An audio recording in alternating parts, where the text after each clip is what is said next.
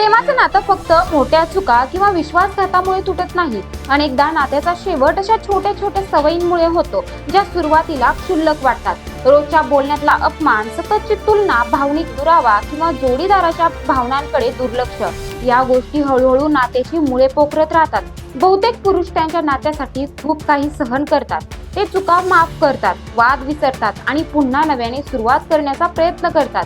पण जेव्हा त्यांचा आत्मसन्मान, भावनिक सुरक्षितता आणि मनशांती वारंवार दुखावली जाते, तेव्हा ते हळूहळू त्या नात्यापासून दूर जाऊ लागतात. आणि एकदा मनातून दूर गेलेला पुरुष परत येणं अनेकदा कठीण होतं. आज आपण महिलांच्या अशाच काही सवयींबद्दल जाणून घेणार आहोत, ज्या नकळतपणे नात्यात दरी निर्माण करतात आणि अनेक महिलांना आपल्या जोडीदाराला कायमचं गमावण्याच्या टप्प्यावर आणून ठेवतात. नमस्कार, फिलिंग्स मनातल्या चॅनलवर आपले स्वागत. मंडळी, नातं आलं म्हणजे भांड्याला भांडं लागणारच. प्रत्येक नात्यात मतभेद होतात. कधी कधी रागाच्या भरात कठोर शब्दही निघू शकतात. पण जेव्हा अपमान हा रोजच्या वागणुकीचा भाग बनतो, तेव्हा समस्या गंभीर होते. सतत टोमणे मारणे, कमी लेखणे, इतरांसमोर हिणवणे किंवा त्यांच्या मताचा आदर न करणे, यामुळे पुरुषाला असे वाटू लागते की त्याची किंमतच उरलेली नाही. प्रेम तेव्हाच टिकतं जेव्हा त्यात परस्पर आदर असतो. आदर संपला की प्रेमही हळूहळू कमी होऊ लागतं. नात्यात भावनिक आणि शारीरिक जवळीक दोन्ही महत्त्वाच्या असतात.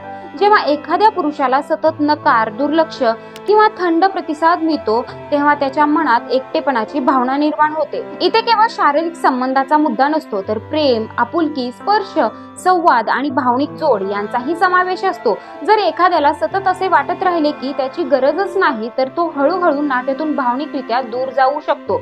जेव्हा पुरुष आपल्या भावना व्यक्त करतो, भीती, दुःख किंवा कमकुवतपणा सांगतो, तेव्हा तो समोरच्या व्यक्तीवर विश्वास दाखवत असतो.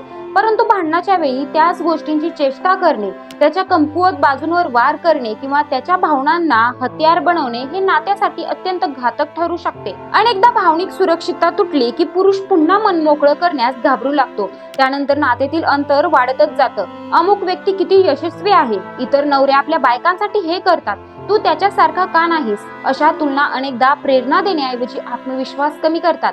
सतत तुलना झाल्यामुळे पुरुषाला असे वाटू शकते की त्याच्या प्रयत्नांची दखल घेतली जात नाही.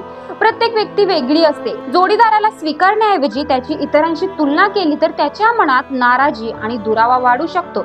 घरातील सततची कटकटही पुरुषाला घरापासून तोडते. जीवनात कामाचा ताण, आर्थिक जबाबदाऱ्या आणि अनेक समस्या आधीच असतात. अशा वेळी घर हे शांतता आणि आधार देणारं ठिकाण असायला हवं. पण जर घरात सतत भांडणं, नाटकं, आरोप प्रत्यारोप आणि भावनिक तणाव असेल, तर पुरुष मानसिक दृष्ट्या थकून जातो. काही काळानंतर तो स्वतःला त्या वातावरणापासून दूर ठेवण्याचा प्रयत्न करू लागतो. मनशांती हरवली की नातं टिकवण्याची इच्छाही कमी होऊ शकते. प्रेम टिकवण्यासाठी परिपूर्ण असणं आवश्यक नाही, पण एकमेकांचा आदर, समजूतदारपणा आणि भावनांची कदर करणं आवश्यक आहे. नातं तुटण्यामागे नेहमीच एक मोठी चूक कारणीभूत नसते. अनेकदा अशा छोट्या सवयींची साखळी त्यामागे असते.